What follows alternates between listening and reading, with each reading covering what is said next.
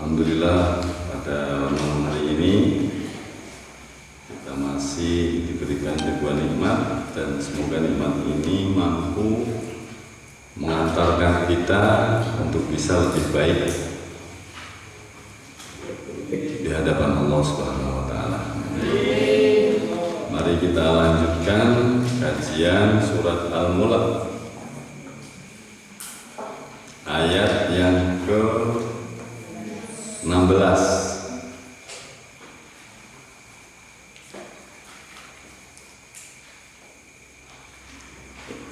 Ya, pada ayat yang lalu ayat 15 Allah menerangkan bahwa Allah menciptakan bumi untuk manusia dan memudahkan segala sesuatu yang ada di bumi ini untuk diambil manfaatnya. Memudahkan segala sesuatu bagi manusia, termasuk rahmat Allah yang dilimpahkan kepada manusia. Pada ayat yang sekarang ini, ayat yang ke-16 dilanjutkan, Aamintum man fis samai ayakhsifa bikumul arda fa idza hiya tamur. Dalam ayat ini Allah memperingatkan kepada orang kafir tentang azab yang menimpa mereka. Jadi artinya aamintum, sudahkah merasa aman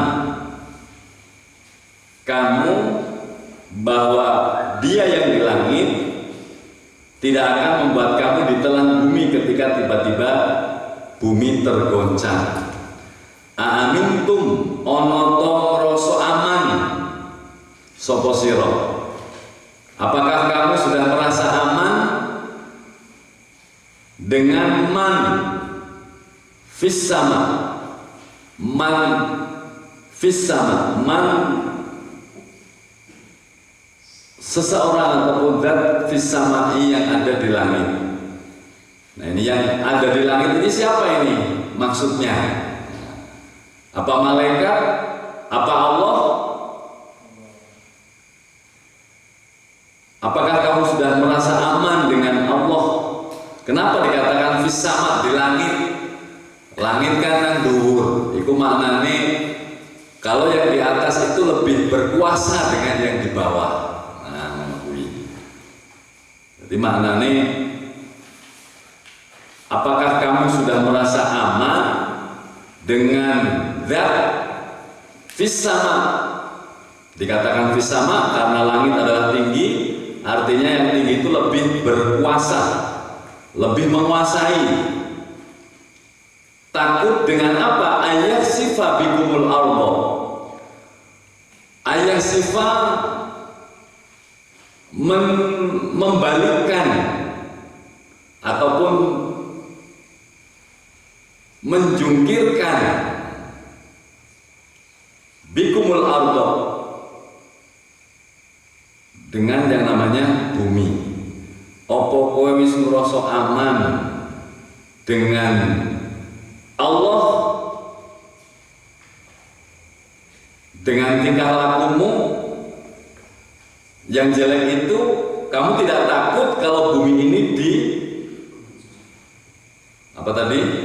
Ayat sifat di situ artinya dibalikkan, dicungkirkan.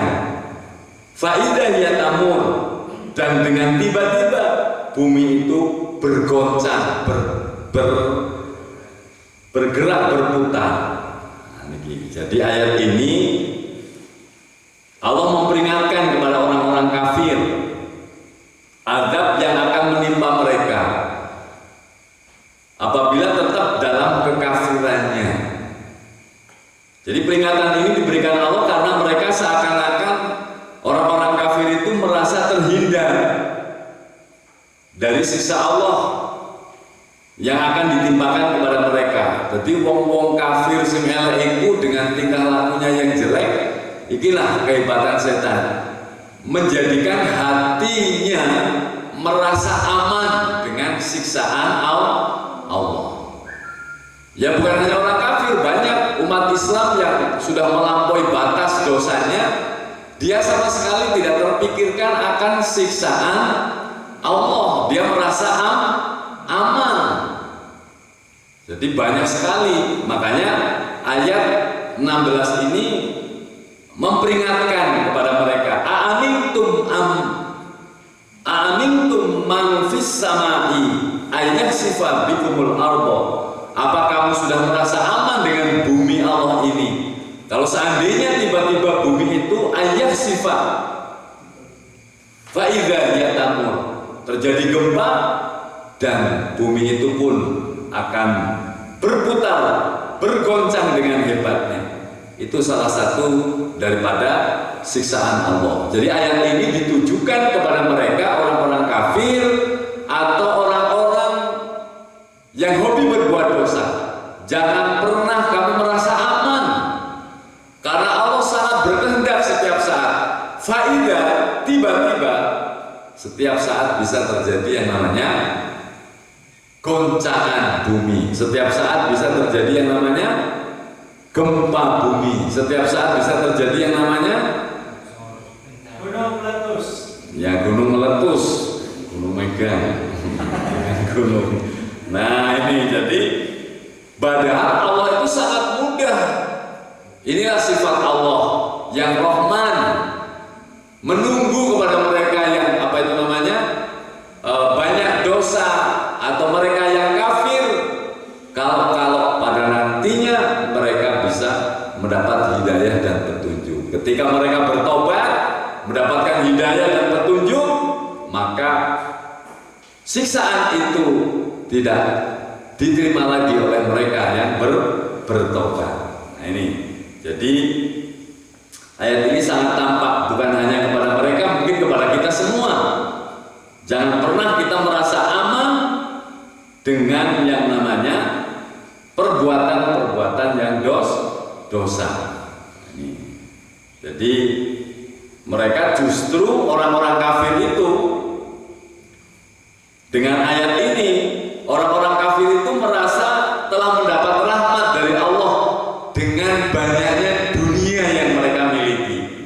Jadi pikirannya justru, tapi nak dalam duniaku, awakku kayaknya Gusti Allah yo sayang, karena banyak sekali rahmat yang saya terima. Nah perasaan ini Allah tahu, makanya terus dikasih ayat Aamintum man fis samai ayakhsifa bikumul ardo.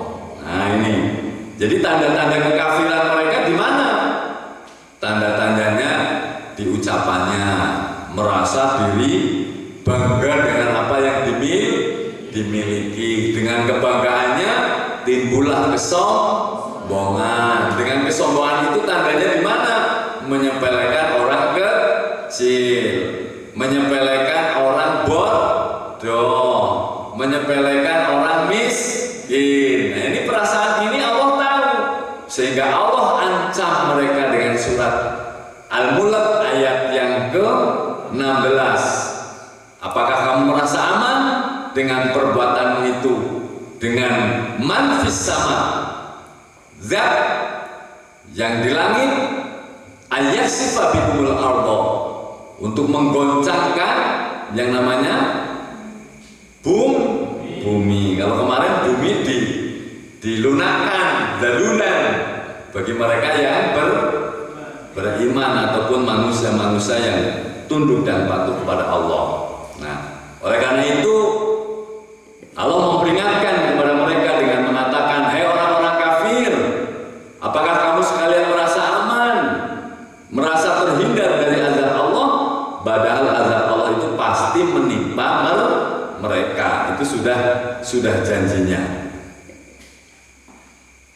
Ini sudah pernah dicontohkan di zaman dahulu. Orang yang sudah merasa dirinya aman, orang yang merasa dirinya mendapat rahmat, padahal tingkah lakunya, perbuatannya sangat jelek, di zaman dahulu sudah sering azab Allah itu ditimpakan. Jadi azab Allah itu ditimpakan kepada orang-orang yang mutlak nyata-nyata menentang atau ingkar dengan yang namanya Allah Subhanahu wa Ta'ala. Contohnya siapa?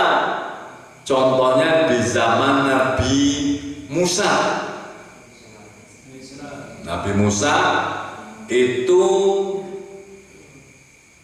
punya saudara namanya Korun. Korun bukan corona. Korun. Korun itu masuk dalam cerita Al-Quran di surat Al-Qasas ayat 76 sampai 80. Nanti bisa dilihat di kamar. Di situ Korun itu salah satu manusia yang 10 terbagus suaranya dalam membaca yang namanya kitabnya Nabi Musa apa? Kitab Taurat. Dan Korun diberikan kelebihan oleh Allah, cerdas dalam berbisnis, cerdas, pinter dalam investasi, cerdas dan pinter dalam perdagangan. Nah, ketika itu rajanya raja Fir'aun. Ketika itu yang berkuasa Fir'aun. Nah, Korun ini Allah lebihkan kepintarannya sehingga Korun menjadi orang yang kaya raya. Di Quran itu disebutkan saking sugih Korun. Ini judulnya apa? Jangan lupa ini. Orang yang maksiat tapi merasa aman dengan siksaan Allah, itu surat 16 itu. Nah, Korun saking sugihe kuncine wae, kunci gudange nek digawa wong sing gedhot-gedhot wong 40 ora kuat nggawa kuncine udu gudange kuncine. Nah, ketika diingatkan Korun bayar zakat. Nah, karena Korun ini saking sugih, nah sugih biasanya terus jadi pelit. Nah, mereka justru Korun menjadi asisten ataupun anak buahnya Raja Fir'aun itu di Al-Quran. Nah, begitu ketemu Musa dinasehati Korun, wi bondo ngene Gusti Allah, kowe kudu zakat. Korun paling boleh jawab, lho, aku iki sugih karena kepintaranku. Aku sugih orang yang kaitannya karo Gusti Allah, tapi atas kecerdasanku berbisnis, kesemangatanku berdagang, hobiku untuk mencari harta, maka jadilah sugih. Ibaratnya ngono kuwi. Nah, sehingga dia CS-an dengan Fir'aun. Ketika CS-an dengan Fir'aun, tidak lama kemudian diceritakan Korun medeng karo Nabi Musa itu lah men keton akrab karena dulure asik dulure. Terus Korun ngomong ini, Musa, tolong sih aku kasih nasihat biar saya hidupnya tenang dan lain sebagainya lah. Musa terus memberikan nasihat begini, kamu harus zakat karena harta kalau tidak dizakati akan menjadi adab. Yang kedua, siapapun orangnya yang mencuri wajib dipotong tangannya. Yang ketiga, berzina siapapun orangnya wajib dirajam. Ini nasihatnya Nabi Musa loh ngomongin Korun. Terus Korun jawab, walaupun itu Nabi yang melakukan, iya, walaupun saya, kata Musa, mengerjakan 3 itu wajib zina dirajam, mencuri dipotong, dan tidak berzakat terazab. Nah, ketika itu terus Korun menyampaikan kepada Musa, oke, begini Nabi Musa, kamu di Mesir ini, itu kejadiannya di Mesir ya, mereka semua masyarakat sudah menuduhmu kamu telah berzina dengan seorang perempuan yang cantik. Kata Musa, kalau memang itu tuduhan mereka, datangkan perempuan itu, kita buktikan. Aja kelalen kalau judulnya apa mau? Nah, orang yang merasa aman. Nah, setelah itu didatangkan perempuan itu. Dalam ceritanya, setelah didatangkan, Musa berdoa kepada Allah, ya Allah, berikanlah kejujuran kepada wanita ini. Kalau memang ia lakukan, katakanlah yang benar. Nah, setelah berdoa, wanita itu diomongi, gue ngomong sih benar, tak sumpah gue, nanti kan gue lemboni, azab Allah akan datang. Setelah itu perempuan cantik itu berkata kepada Musa, begini Musa, sebenarnya saya tidak melakukan perzinahan dengan engkau, cuma saya dibayar dengan uang yang banyak oleh Qarun untuk mengaku bahwasanya saya berzina dengan engkau Nabi Musa. Nah, ternyata di situ kebohongan Nabi Musa. Setelah Nabi Musa Qarun. Setelah itu begitu banyak nasihat untuk Qarun terkait dengan hartanya. Musa memohon kepada Allah, ya Allah, berilah peringatan untuk Nabi Musa, berilah azab untuk Qarun. Terus Allah menjawab, Musa, kowe harus ngazab Qarun, silahkan, nggak apa-apa. Bumi sudah saya tundukkan untuk kamu. Kau ngomong apa saja terhadap bumi akan terjadi. Nah ini teman-teman, ketika itu Musa kumpulkan semua masyarakat. Ini Quran ini, surat Al-Qasas ya, itu dicari. Masyarakat dikumpulkan, disuruh milih sama Musa. Sekarang kamu pilih siapa yang mau ikut aku biar selamat, silakan. Yang mau ikut Qarun, silakan. Ketika itu terus saling memilih, sehingga sebagian ikut Musa, sebagian ikut Qarun. Nah, ternyata yang ikut Qarun cuma orang dua pembantunya. Ketika itu langsung Musa bilang kepada bumi, "Hei bumi, lenyapkan Qarun dengan pengikutnya." Langsung bumi ini ambil slot, tekan dengkul, blus, ayah Syifa bikumul ardo faidahya tamu. Begitu sambil tekan dengkul, Musa apa namanya si Qarun, tulung, aduh Musa, wis ampun, aku tertobat. Sama Musa diteruskan lagi, bumi, ambleskan lagi. Ambleskan dulu, jerit-jerit Qarun dengan pengikutnya. Tetap karena sudah janjinya, siapa yang ingkar dengan Allah, akan Allah beri azab. Sama Musa langsung bumi ini diperintah meneh, kon ngambleske meneh, entek tenggelam di dalam bumi. Wis tenggelam entek di dalam bumi, sing melu Nabi Musa pirang-pirang ini sing bisik-bisik. Wah, Musa duwari Gusti Allah ngancurke Qarun, men hartane iso dimiliki, lah hartane akeh pol. Bisik-bisik kayak gini Nabi Musa dengar, langsung Musa pun menyuruh kepada bumi untuk melenyapkan semua hartanya. Langsung gempa, bergempa terus berkuih melompong bumine, bondone kabeh hilang ditelan bumi. Kenapa kok bondone diteke? Menjauhkan dari sangkaan pengikut Musa, dikirain mateni Qarun, darani arep goleti bondone.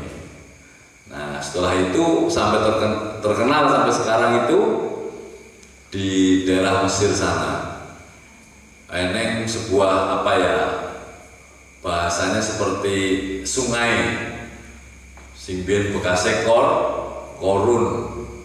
Di situ sebagai tanda di daerah Mesir sana sekitar 30 kilo atau berapa dari Kairo, kota Kairo. Nah, kono yang sejarahnya. Jadi sing terpendam, terkenal sekali sampai sekarang ini. Tekan Indonesia begitu nemu bondo nang lemah dan harta karun.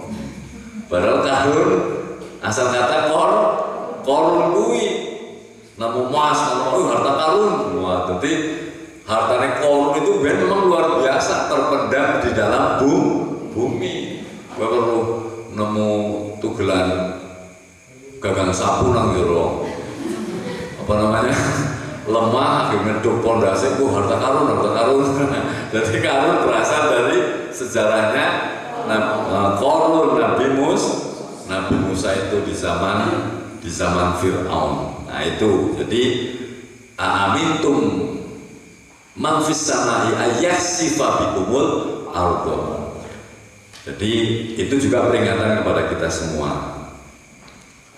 Yang ke-17 ayatnya, amintum man fis samai ayursila alaikum hasiba fasata'lamuna kaifa nadhir.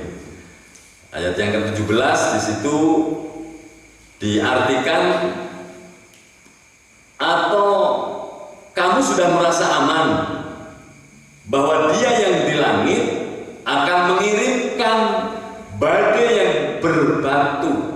Jadi sama 16 dengan 17 maknanya, yang 16 buminya ambles, yang ke-17 siksaan Allah berupa badai yang disertai batu. Nah ini ayursila alaikum hasiba fasata'lamuna kaifa nadhir. Namun kelak nak kowe ora percaya jarene fasata'lamuna kaifa nadhir, pasti kamu akan mengetahuinya, pasti kamu akan merasakannya dengan peringatanku, kata Allah. Itu terjadi di zaman dulu juga pernah, di zamannya Nabi siapa? Nabi Lut. Nabi Lut itu di Israel, Yordania. Nah itu kalau sekarang. Dulu Nabi Lut kaumnya hobinya dengan desa Sodom. Lelaki cinta dengan lelaki, sehingga Allah turunkan Rasul namanya Nabi Lut. Asli namanya dalam kitab Bada'i'uz Zuhur itu bukan Lut. Lut itu julukan. Lut itu kan apa, kata liwat, golongan buri. Jadi Lut dijuluki ngono kuwi. Ternyata didatangkan Nabi Lut, mereka dinasihatin, tetap justru malah menantang. Itu tercantum dalam surat Al-Ankabut ayat 28 sampai 30. Itu judulnya orang-orang yang tidak mau mendengarkan peringatan Allah, orang-orang yang memusuhi Rasul Allah, orang-orang yang ingkar dengan janji Allah. Allah menyiksanya, mengadabnya di dunia, yang sudah terjadi di zaman Nabi Lut. Begitu diomongi, kowe iki tingkah lakumu termasuk tingkah laku sing wis mengerikan banget dan belum pernah terjadi di zaman siapapun, karena kamu adalah sodomi, kamu adalah cinta dengan sesama jenis. Takutlah kamu kepada Allah, kata Nabi Lut kepada masyarakatnya. Takut dengan siksaannya. Masyarakatnya wong wis kadung apa itu namanya, hobi dengan hal yang seperti itu, justru malah nantang kalau Nabi Lut dengan siksaan Allah, sehingga masyarakatnya mengatakan begini, kalau kamu memang benar datangkanlah azab Allah itu. Nah, maka dalam sejarah ceritanya kaumnya Nabi Lut itu terkena badai yang disertai dengan batu yang semuanya hancur, semuanya mati kecuali yang ikut dan manut dengan Nabi Lut. Istrinya Nabi Lut pun ikut hanyut. Karena apa? Istrinya Nabi Lut tidak beriman. Istrinya Nabi Lut ikut mereka orang-orang kafir. Makanya amintum man fis samai ayyursila alaikum hasiba. Apakah kamu merasa aman dengan Allah, dengan siksaan Allah? Ayyursila, dengan mengirim angin yang disertai dengan batu. Kalau kamu tidak percaya, fasata'lamuna kaifa nadhir. Kamu akan tahu begitu kejamnya azabku, begitu kejamnya peringatanku. Nah ini, jadi kaumnya Nabi Lut itu dikirim dengan angin yang bercampur batu yang menghancurkan mereka semua dengan seketika.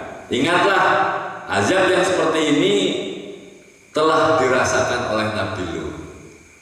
Makanya sekarang ini kita membaca Al-Quran, kita pahami, menjadi peringatan bagi kita semua, peringatan bagi umat Kanjeng Nabi Muhammad Sallallahu Alaihi Wasallam. Bahkan dalam ayat lain Allah menjelaskan, surat Al-An'am ayat 65, Qul huwa qadiru ala ayyab'asa alaikum adaban min fawqikum aw min tahti arjulikum. Jarene nang kono diomongke, hai Muhammad, dialah yang berkuasa mengirimkan azab kepadamu dari atas atau dari bawah kakimu. Nah, dari atas mau apa namanya? Angin yang disertai dengan batu. Kalau dari bawah, tahta arjulikum, bumi, gempa, bisa juga apalagi banjir, bisa juga terus apalagi ya longsor. Nah, gue mau gunung ya, nah, longsor. Terus apa nih? Ya tsunami dan lain sebagainya. Lah sekarang ini karena modern, Allah turunkan azab, Allah turunkan yang namanya virus corona. Qomsatun utfi biha harul wabail hatimah al-mustafa wal murtada wa banahuma wa fatimah. Jadi banyak komentator sekarang ini adanya virus. Ada yang mengatakan jundum min junudi. Nah, setiap pembahasan ada yang jundum min junudi. Apa? Bala tentarane Allah. Tapi lebih cenderung mereka pahamnya ini semua adalah peringatan. Bisa juga ujian. Pendapat pertama, virus corona adalah tentara Allah yang akan menghancurkan musuh-musuh Allah. Tapi ternyata banyak orang Islam yang kena. Banyak orang-orang yang tidak bersalah kena. Maka mandan kurang tepat kalau itu tentara Allah yang diturunkan untuk menghancurkan orang-orang yang menentang Allah. Yang jelas ini semua adalah ujian. Kalau ujian bisa peringatan, bisa juga ada. Maka siapapun yang kena corona, COVID-19, mereka muslim, maka dia mati syahid, masuk surga. Tapi kalau mereka yang kafir, itu salah satu azab. Jadi sing keneng-keneng nanti kan apa itu namanya? Langsung mati karena itu taun sama dengan taun sudah terjadi di zaman dahulu. Maka siapapun yang kena mereka yang muslim dihukumi mati syahid. Tapi syahid di akhirat. Kalau syahid akhirat pahalanya sih muli akeh. Makanya kalau syahid akhirat tidak seperti syahid dunia akhirat, seperti pejuang-pejuang itu nggak perlu dimandikan, dia sudah sah Kalau corona tetap dimandikan dan didoakan karena dia dapat syahid akhirat. Syahid akhirat dia mendapatkan pahala akhirat. Jadi apa tadi? Itu juga salah satu adab bagi mereka yang kafir, peringatan bagi mereka yang muslim banyak dosa, ujian bagi mereka yang beriman. Karena musibah kan dibagi tiga. Musibah sesuatu yang datang dari Allah, baik atau jelek. Satu, menjadi ujian. Dua, menjadi peringatan. Tiga, menjadi azab. Itu musibah. Apa yang dinamakan musibah? Asoba yusibu. Nah, musibah yang datang dari Allah. Jadi telu anggar sing ngenengi wong kafir azab, ngenengi wong muslim akeh dosane peringatan. Ngenai wong beriman banget ujian. Udah, itu terkait dengan apa tadi? Amintum man fis samai ayyursila alaikum hasiba fasata'lamuna kaifa nadir. Jadi contoh-contoh dalam Al-Qur'an tentang siksaan Allah, bukan siksaan, adab Allah di dunia itu sangat banyak. Tadi di surat Al-An'am, terus yang tadi lagi di surat Al-Ankabut tentang Nabi Lut, Nabi Musa. Nah, terus surat Al-Isra ada juga kalimat afa amintum ayyasifa bikum janibal bari au yursila alaikum hasiba summa tajidu lakum wakila. Maka apakah kamu merasa aman bahwa Dia Allah tidak akan membenamkan sebagian daratan bersama kamu, atau Dia yang meniupkan angin kencang yang membawa batu-batu kecil, badai sing campur pasir campur batu. La tajidu lakum wakila, kamu tidak akan pernah mendapatkan seorang pelindung. Nah, ini contoh-contoh azab Allah di surat Al-Mulk ini dicontohkan di surat-surat yang lain sangatlah banyak. Tapi tetap dilanjutkan ayat yang ke-18. Walaqad kadzdzabal ladzina min qablihim fa kaifa kana nakir. Dadi sing maca mulak mandan kelingan artinya ora kira-kira tiap maghrib kae. Nah, insyaallah ya mandan kelingan. Kelingane dalulan tok paling. Dan sungguh orang-orang yang sebelum mereka telah mendustakan rasul-rasulnya, maka betapa hebatnya kemurkaanku. Nah, jadi memang sebelum lahirnya Kanjeng Nabi Muhammad SAW banyak kaum yang betul-betul kadzdzaba. Kadzdzaba artinya apa? Mendustakan peringatan Allah Subhanahu wa Ta'ala. Kemudian Allah memerintahkan agar orang-orang kafir memperhatikan penderitaan yang telah dialami umat-umat terdahulu. Jadi enenge Quran iki gawe contoh go awake dhewe utawa umat Kanjeng Nabi nek sing jenengane wabah, nek sing jenengane gempa, nek sing jenengane apa meneh kau sing akeh? Tsunami wae, terus apa meneh? Terus lagi longsor, terus apa meneh? Banjir, puting beliung dan lain sebagainya. Wis tahu, bahasanya wis tahu terjadi di zaman sebelum Kanjeng Nabi Muhammad SAW. Begitu Quran datang, diceritakan kembali. Tujuannya untuk apa? Untuk mewaspadakan kepada umat Kanjeng Nabi ataupun kepada kita semua. Nah, ini jadi dicontohkan Nabi Nuh yang telah ditenggelamkan, terus banyak sekali seperti kaumnya Syuaib yang telah dibinasakan dengan petir. Fir'aun dan kaumnya telah ditenggelamkan di Laut Merah. Mereka baru menyesali perbuatan setelah mereka lakukan pada saat azab itu datang. Jadi dene iso nyesel ketika adabnya sudah sampai. Jadi percuma ya, percuma, karena adab itu betul-betul diberikan kepada orang-orang yang ingkar. Judulnya ini kan ayat 16 sampai 19, orang-orang kafir tidak bisa lepas dari azab Allah. Itu judulnya kemarin. Nah, makanya walaqad kadzdzabal ladzina min qablihim fa kaifa kana nakir. Dia merasakan begitu dahsyatnya peringatan Allah Subhanahu wa taala. Makanya dengan peringatan contoh yang banyak, sebelum kita diperingatkan, kita semakin banyak perubahan pada pribadi kita masing-masing.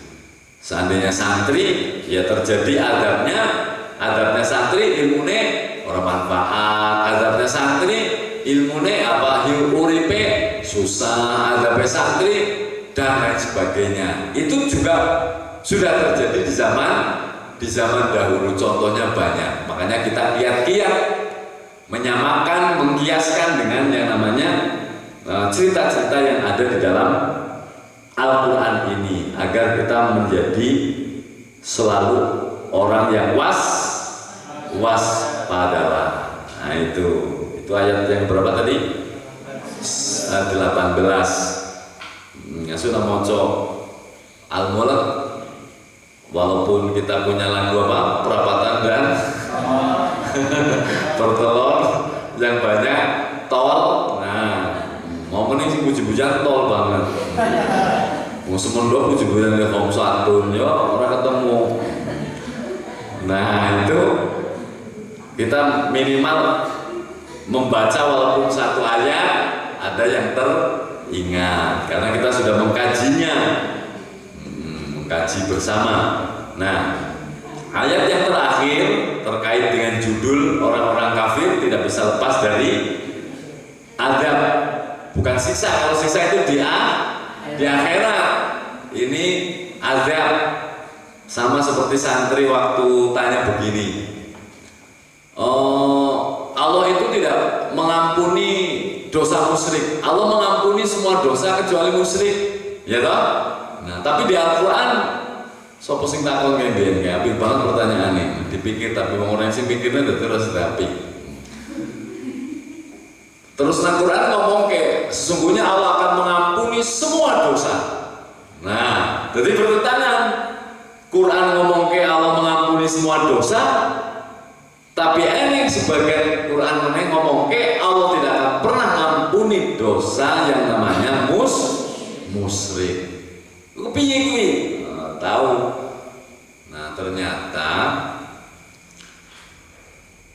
yang tidak terampuni dosa musyrik itu membahas ketika dia sudah di akhirat.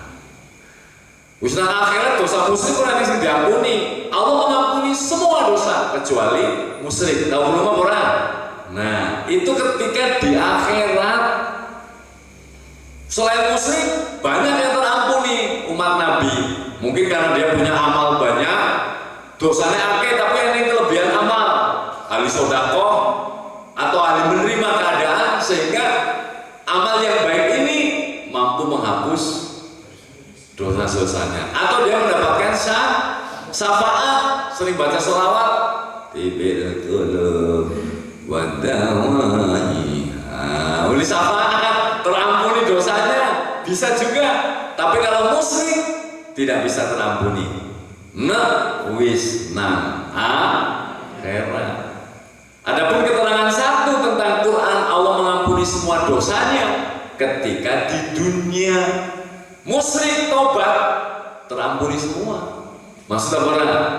Nah, ini makanya sering Quran itu antara satu kata ataupun hadis Nabi sekilas bertentangan, padahal itu memiliki makna. Surabaya barang ditakoni paling bingung. Pak Ustaz Andre, ini kan ada keterangan Allah mengampuni semua dosa kecuali musyrik. Yang satu ini Allah mengampuni semua dosa. Ini piye? Kondisi dan lain sebagainya. Ternyata Allah mengampuni semua dosa kecuali musyrik itu ketika sudah di akhirat. Di akhirat musyrik ya wis, gak dapat rahmat dari Allah, gak dapat syafaat, gak dapat ampunan. Quran sijine Allah mengampuni semua dosa. Berarti musyrik barang terampuni? Iya, selagi masih di dunia. Udah, kita lanjutkan ke ayat yang ke-19 surat Al-Mulk. Awalam yaro ilan toiri fawqahum soffatin wa yabid. Mesti nang sing iki mesti kelingan sih boleh maca, karena kalau mau bidene sih mak betunduk. Ma yumsikuhunna illa rahman innahu bikulli syai'in basir. Artinya Indonesia nih, bahasa kita pengen ini. Awalamnya ono to ora belajar, ora weruh, ora deleng, ora mahami. Wong-wong kae ilatori marang manuk. Nah, ini harus bahas manuk ini terakhir. Jadi nak lebih 1 jam ora apa-apa bahasan kita ya, manuk. Fauqahum soffatin wa yabid. Apakah kamu tidak pernah belajar, tidak pernah memahami, tidak pernah mengoreksi ilakoi tentang burung fauqahum yang di atas sana? Sofat artinya apa? Mengembangkan sayapnya. Wa yabid, dan menahan sayapnya. Wayak bidin, menggepakkan ya. Apa? Ya menggepakkan sayapnya. Jadi nek sofat itu mengembangkan, nek bidin nggepake. Masa orang paham kalau manuk? Coba, kan yang manuk sering dapat baru kuntul ya, ngerti kuntul? Kuntul bahasa Indonesia Pak kuntul. Nah, ketika di atas kan yang si manuk berterbangan, sayapnya dibengkang ngene to. Ngene iki. Goleti. Goleti sing ora jamaah. Eneng sing wayah biden. Begitu dia dipelinteng, nah, dia langsung meninggikan diri. Teplak. Nah kan, ini namanya biden. Menggepakkan sayap. Nah, apakah kamu tidak pernah belajar tentang itu? Begitu rahmannya Allah, begitu ngalimnya Allah, begitu luar biasanya Allah. Dewek orang tahu melajari mana. Yang kita pikirkan itu berjalan sendirinya. Iku wis sekokonone. Oh tidak. Coba kita pelajari. Hebatnya Quran ini bisa mendeteksi sekecil mungkin masalah manuk dibahas surat Al-Mulk. Jadi sing maca mulek-mulek kuwi ngesuk kelingan awalam nyaro ila tayri fawqahum sofa depaplan atau wayak bidin plek. Nah, itu wayak bidin plek. Coba bayangkan Allah berikan rahmannya kepada si manuk yang perlu kita pikirkan. Allah ngurusi begitu rumite manuk perjalanan yang jauh nang dhuwur, pasti napasnya lebih panjang, pasti apalagi fisiknya lebih kuat, pasti otot-ototnya lebih. Coba subhanallah, dia bukan sendirinya seperti itu. Iku yang sing geraknya, yang sing ngepaknya, yang sing apa mau sofa depaplake siapa? Lebu dan kono mayum sikuhuna ila rahman. Dia di atas sana menahan, tidak menggerakkan sayap. Yumsikuhuna. Apakah kamu tidak pernah berpikir seperti itu? Siapa yang menahan seperti ini? Tetap terbang ora tiba. illar rahman. Kenapa kok bahasanya Rahman ora ilallah? Mana ilallah apa yang apalan dari la ilaha illallah. Rahman, sifat Rahmannya Allah. Begitu kuasanya. Apa kan mau bahas tentang siksa? Jangankan kok arep nyiksa kowe. Wong gawe sing aneh, sing ora kepikir nang awake dhewe, we iso. Awalan yaro. Kenapa kamu tidak pelajari itu burung bisa terbang agar kamu juga ikut bisa terbang? Dia manusia ngurus sama burung. Eneng, manusia sama. Manu kabel mabur. Tuh sayap subhanallah. Belum lagi Allah kasih warna-warni. Itu semuanya kasih warna siapa? Allah. Doro ning sing kuwi. Apa yang doro pesen warna yang jotun, oh jalur sing anu lah, sing musimnya tidak ada. Dia berganti sayap, warna ini berganti sayap, warna ini sesuai dengan musimnya. Awalam yaro, wih ngeri banget kalau dibahas, subhanallah. Yang ngeri lagi kita lihat itu ketika di Trans 7 atau apa itu kan, kalau di luar sana kan ada musim dingin, musim panas. Dari negara satu ke negara yang lain, berapa mil, berapa kilo, burung itu berterbang secara rombongan, membentuk huruf. Ternyata membentuk huruf itu ada tujuannya. Karena ketika itu namanya yang bidir menggepakkan, ingat, itu kan mengumpulkan udara untuk mengangkat dirinya. Wah ya orang, badan itu kan seperti itu namanya ya, menekan tekanan udara, teplak biar bisa subhanallah, tekan kono lho kan bahas teplak begitu istur ternyata bentuk huruf F kan sering dalam kuntul huruf kuntul masih dibahas. Ternyata itu mempengaruhi ketika dibentuk F, udaranya bisa ngumpul meringankan dirinya. Jadi orang karunya dewek bentuk, apike, neneng. Itu. Jadi bentuk huruf burung di atas sana, itu pun semuanya ilah Rahman. Allah menghendaki. Neneng sing bentuk kan biasanya ngumpul-ngumpul toh. Nah, bahkan neneng sing tulisannya Allah enak, gambarnya gawean dewek. Nah, perjalanan berapa kilo si burung itu, begitu hebatnya fisik. Burung ngungkuli yang namanya menungso. Di musim dingin dia beternak di sini, lahiran, puputan. Baru itu terus mening, muangkat menganak menegara dari Jerman pindah lagi ke tetangganya. Tidak pernah kita pikirkan awalam yarau ila toir. Ngeri banget. Lah kita beberapa dari lahir, bulunya apike, manuknya sama ngomong, Assalamualaikum. Kudu manuk beo. Kok bisa dan lain sebagainya. Warnanya yang sing ireng, warnanya yang sing hijau. Bergantinya bulu, bergantinya bulu ya bulu kan ya. Nah, itu mempengaruhi tenaga yang ada.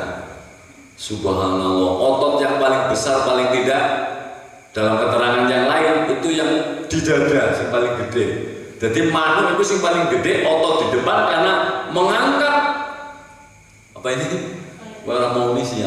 sayapnya. Nah, bahkan lebih besar dari otaknya. Itu yang namanya burung. Bahkan burung kecepatannya melebihi perjalanan manusia. Dan yang lomba jenis tomperan. Begitu dia yumsikuhuna, nahan, muter, akan ditabuh bunyi tong, dan orang pernah berpikir sopo sing gawe kaya ngono kuwi. Ya toh? Ngertine ya? Ya. Dari sananya, subhanallah. Quran bahasa detail itu burung gue dibahas. Cuma mau kowe maca ora ngerti artine. Walam yarina tani faqom sofatim gitu. Itu sebenarnya lagu tol ya. Nah ini jadi hal yang seperti itu pun urusannya Allah. Bahkan ketika yumsikuhuna, burung yang makanannya ikan laut, pandangan matanya lebih tajam 8 kali lipat jarak jauhnya. Wih, mulanya orang ini mobil numbur man, buat asih nang ngarepe langsung dia kejar, malu bisa langsung bus hilang. Nah eneng mobil atau manu kok ketumbul mobil, dalam manu kayak koreksi, malu kayak siapa nang dalam kayak orang sing ngurusi. Nah, mesti wisata langsung lep luna, kecepatannya, keringanannya, pandangan matanya 8 kali lipat jarak jauhnya dia. Kecil tapi wih melebihi. Manu kang dhuwur ngerti loh iwak nang jero banyu. Ketika dia yumsikuhuna wis sofa wis nganu terus waya bidin teblak baru yumsik nahan tepluk apa namanya iwak nang jero banyu bisa gak? Coba bayangkan siapa semua itu yang menggerakkan ilah Rahman. Wih, nang jero banyu kan orang keton tepluk bisa dewek pasang lampu nurdas pasang kacamata iwak memburu ra ngerti tepluk iulah. Subhanallah, itulah kalau kita mau berpikir Rahmannya itu luar biasa Allah. Kenapa Allah ciptakan burung yang seperti itu? Kenapa kuda tidak bisa terbang? Kenapa bebek mabure burung kuwi tok? Semuanya punya tujuan. Orang karepe dhewe ini semua dikehendaki oleh Allah. Bahkan dalam ayat lain burung-burung yang berterbang sana semuanya bertasbih. Lihat surat An-Nur ayat 41. Nah, kalau dia mungkin ini main dewek tambah ilmune. Manuk kait bangsane doro bangsane alam taro anna Allah yusabbihu lahu man fis samawati wal ardi wat tayru saffat. Ning cetek mantap. Artinya tidaklah kamu tahu bahwasanya Allah kepadanya bertasbih kepada Allah. Tidaklah kamu tahu bahwasanya Allah kepada Allah bertasbih apa yang ada di langit dan apa yang ada di bumi dan juga toir burung-burung dengan mengembangkan sayapnya wattayru saffat. Manuk ketika mengembangkan sayapnya dia bertasbih. Jadi manuk itu ngerti cara sembayangnya dene. Manuk be sembayang, manuk be ibadah, manuk be bertasbih.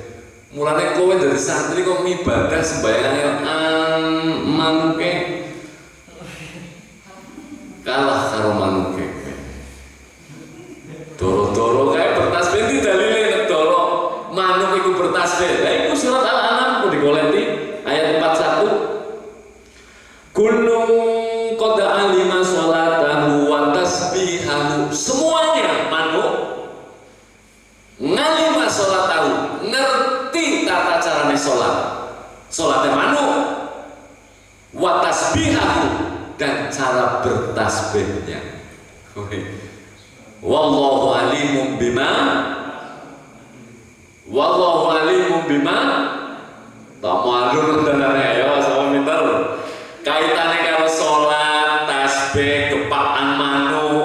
Wallahu alimun bima yuqinu manuk bima ya alun ya Allah. Allah pun tahu tata cara sholat dia.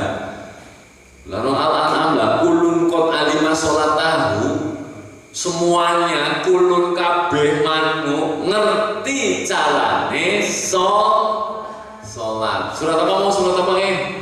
Al-An'am ayat 41. Ngerti sholat wa tasbihahu, dan tasbihnya manuk. Jadi ketika ngeblakan ke pantesan itu dhuwur-dhuwur, ternyata dia sholat, ternyata manuknya sholat dan bertasbih. Al-An'am, subhanallah. Oleh karena itu, dengan rahmannya Allah, dengan sifat-sifat kemuliaannya Allah, kita bisa melihat ketika ada manuk, kita paling teringat, pas doro diburi kan terus keplek-keplek, kayak apa bahasa Arab mau? Apa? Wayak bidir. Nah, ketika menggepakkan berarti nambah tenaga toh? Mau nambah tenaga.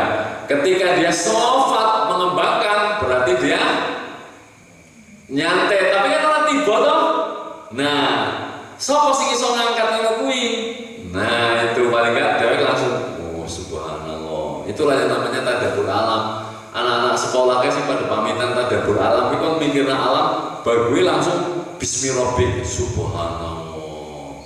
Orang pelan dipoto di anu ini anu. Tidak, tapi tujuannya tadabbur alam apa tadi?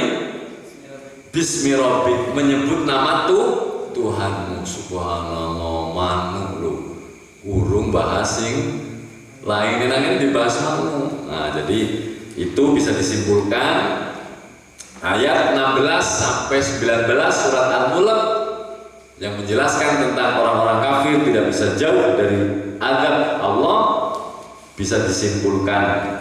Yang pertama, kesimpulannya dari ayat tadi, orang-orang kafir pasti ditimpa azab Allah.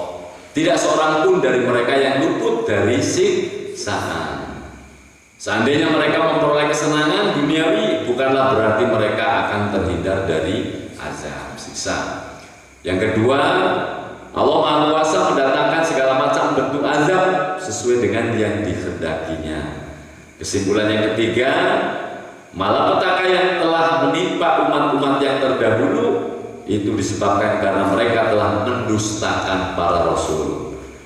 Yang keempat, di antara tanda-tanda kekuasaan Allah ialah menciptakan jenis burung, dan dengan rahmatnya burung itu diberi organ alat sehingga sanggup terbang di angkasa dan tidak jatuh ke bumi. Kesimpulan kelima, ya dinomori dengan 10 ya iso. Kesimpulannya, kalau sedang bepergian hendaknya manusia tidak lupa berdoa kepada Allah. Tapi dongane lunga-lunga Bismillahirrahmanirrahim. Bismillahirrahmanirrahim. Sakhkhara lana hadza kunna. Jadi orang apal donga-donga iso ya minimal Bismillahirrahmanirrahim la yadurru ma'asmi syai'un fil ardi wala fis samai wa huwas samiul alim. Bismillahirrahmanirrahim tawakkaltu 'ala Allah la haula wala quwwata illa billah. Jadi nek apa-apa wis dicegah dhisik kowe. Wis ora ndonga. Mondore nyili ora ning surate. Dan sebagainya. Pun besok kita lanjutkan ayat 20 sampai 24 membahas tentang Allah Maha Kuasa atas segala sesuatu. Amman hadzal ladzi wa jundul lahum yansurukum min dunir rahman idil kafiruna illa fi ghurur. Semoga kita diberikan panjang umur, sehat, bisa mengkaji lagi sehingga kita paham dan mendapat ilmu yang bermanfaat. Mohon maaf, saya akhiri. Wabillahi taufiq wal hidayah. Wassalamualaikum warahmatullahi wabarakatuh.